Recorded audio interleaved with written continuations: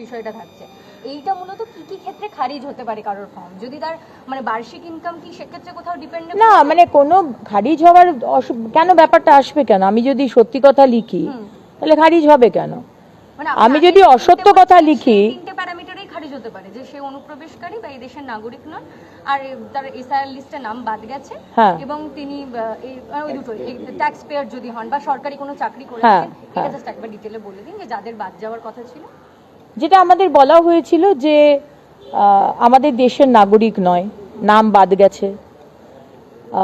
যে CA apply করেছে সে পাবে যে ট্রাইব্যুনালে অ্যাপ্লাই করেছে সে পাবে কিন্তু যে ইনকাম ট্যাক্স দিচ্ছে অবশ্যই সে পাবে না তার নেওয়া উচিত নয় যদি কারোর সন্তান খারিজি মাদ্রাসায় পড়ে বা সেটা এখনো অতটা করে দেখা হবে না যদিও বা সেটা নামে আছে ভ্যাকসিনেশন এখন সরকার যে ভ্যাকসিনেশনগুলো নিতে বলা হয়েছে আপনি সেটা নেননি বা আপনার সন্তান সেটা নিচ্ছে না কিন্তু এখনো সেটাকে খারিজ করে দেওয়ার সেটা কোনো বিষয় ভাবা হয়নি একমাত্র খারিজ হওয়ার বিষয় হচ্ছে ইনকাম ট্যাক্সের বিষয়টা এবং আপনি দেশের নাগরিক নন তাছাড়া আর খারিজ হওয়ার কোনো বিষয় নেই তৃণমূল কংগ্রেসের অভিযোগ যে আপনারা নির্বাচনে যখন এই বিষয়টা সামনে এনেছিলেন যে আমরা অন্নপূর্ণা ভান্ডার করব লক্ষ্মীর ভান্ডারের থেকে আমরা দ্বিগুণ টাকা দেবো সেক্ষেত্রে আপনারা এই প্যারামিটার্স পরিমাপকাঠি বা আমরা এই বিবেচনা করতে পারি বিষয়টাকে এটা কখনোই জানাননি সেক্ষেত্রে তারা বলছে তাহলে তো ভোটারদের সঙ্গে তো এটা মানে নাগরিকদের সঙ্গে তো এটা মানে তাদেরকে তো বলা হয়নি আগের থেকে যে আমরা এটাকে আপনারাও করতে পারি আমাদের কি উচিত নয় আমরা কি জানতাম যে আপনারা 2 নম্বরই করে বাংলার মানুষকে প্রতারণা করে ভোট পাওয়ার জন্য আপনারা অনুপ্রবেশকারী রোহিঙ্গাদের ঢুকিয়ে রেখেছেন এটা কি আমরা জানতাম নাকি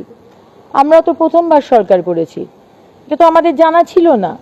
কিন্তু যখন দেখলাম যে আপনারা ভুয়ো এরকম নাম ঢুকিয়ে রেখেছেন আবার আপনাদের পুরুষ ক্যাডারদেরও ঢুকিয়ে রেখেছেন আমরা এটা নিয়েও ডিসকাশন হয়েছে যে হয়তো সোমবার থেকে যে আমরা চালু করছি সরকারি বাসে কালকে মাননীয় মুখ্যমন্ত্রী বলেছেন মেয়েরা বিনামূল্যে ট্রাভেল করবে আমরা এটাও এখন ভাবছি যে বুরখা পরে হয়তো ছেলেরাও উঠে যাবেন কারণ আপনারা যেভাবে 15 বছর চিটিংবাজি করে সরকার চালিয়েছেন এই ধরনের বিষয়গুলো হয়তো আসবেই সেই সময় তো জানতাম না এখন দেখতে পাচ্ছি টাকাটা তো আমার নয় টাকাটা তো জনগণের টাকা নিয়ে সম্মান তো আপনাদের কোনোদিনই ছিল না আমাদের আছে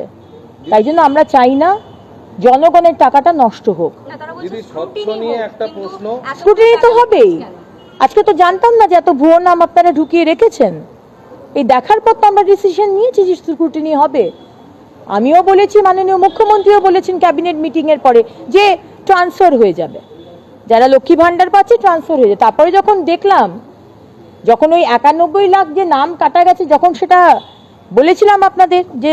ওটা অ্যানালিসিস করা হবে দেখা গেল যে অনেক পুরুষের নাম তো এগুলো তো হতে দেওয়া যায় না তাই জন্য বেশ করেছি যেটা জনগণের ঠিক হবে যেটা জনগণের টাকাকে সম্মান দেওয়া হবে রক্ষা করা হবে এক একটা টাকা আমাদের রক্ষা করতে হবে অপচয় যেন না হয় আর যাদের পাওয়ার কথা তারা অবশ্যই পাবে একটা প্রশ্ন সেটা হচ্ছে আপনি বললেন 10টা মিউনিসিপ্যালিটিতে পাইলট প্রজেক্ট হিসেবে স্বচ্ছ অ্যাপ শুরু হচ্ছে মধ্যে এখনো একটা জিজ্ঞাসা মানুষ জানতে চাইছে যে এই ফর্মটা কোথা থেকে পাবো এবং অনলাইনটা কেমন করে মানে চালু হয়ে গেছে পুরোপুরি প্রথম দিনকে কত আবেদন কাল থেকে ফর্মটা মাননীয় মুখ্যমন্ত্রী লঞ্চ করেছেন এই ফর্মটি অনলাইন এবং অফলাইনে পাওয়া যাবে অফলাইনে আপনি পাবেন বিডিও অফিস থেকে ডিএম অফিস থেকে কর্পোরেশন থেকে মিউনিসিপ্যালিটি থেকে এবং আমাদের যারা বিডিওর মানে আমাদের পঞ্চায়েতের যে কর্মীরা রয়েছেন আমাদের মিউনিসিপ্যালিটি যে কর্মীরা রয়েছেন তারাও আবার বাড়ি বাড়ি গিয়ে দেবেন এবং আপনারাও আপনাদের কারোর জন্য অপেক্ষা করতে হবে না অনলাইন থেকে ফর্মটাকে ডাউনলোড করে ফিল আপ করে আপনার মানে কাছাকাছি যে সরকারি অফিস রয়েছে সেখানে গিয়ে জমা দিয়ে দেবেন এবং এখানে যে কলামসগুলো রয়েছে সেগুলো আমরা চাইছি সেগুলো আপনারা ফিল আপ করে দিন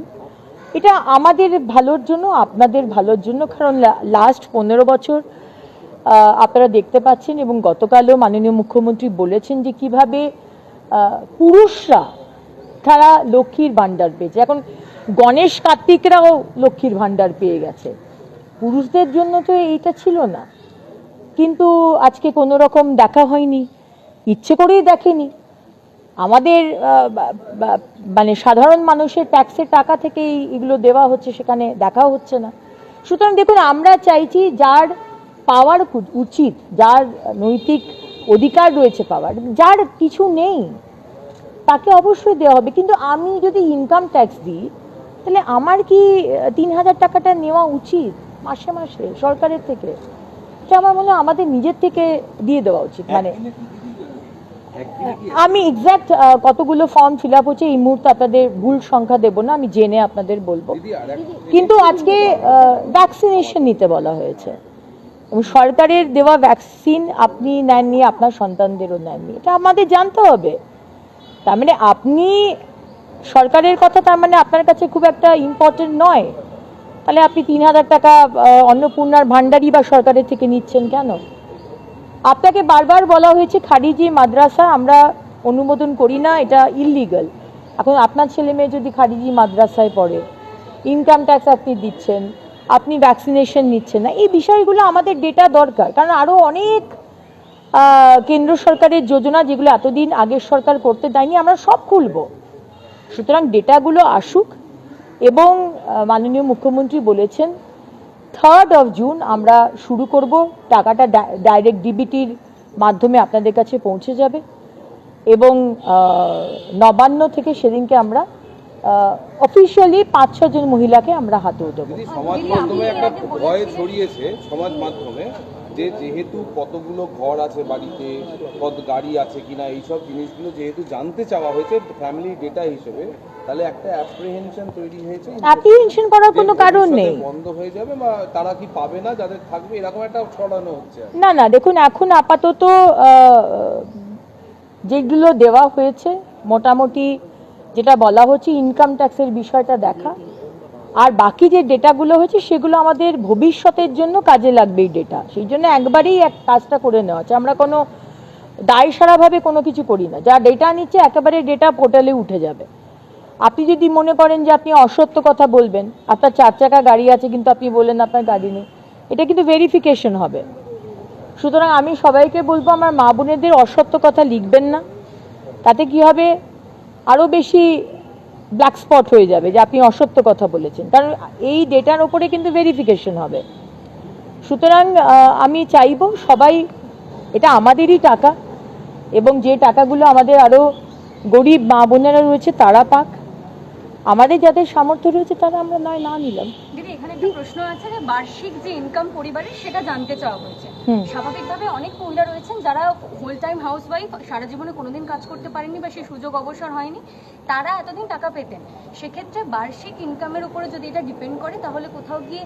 যাদের অনেক লক্ষাধিক ইনকাম রয়েছে পারিবারিক ক্ষেত্রে, ছেলে মেয়ে কিংবা তার স্বামী রোজগার করেছেন বা সরকারি কোনো চাকরিতে লিপ্ত রয়েছেন,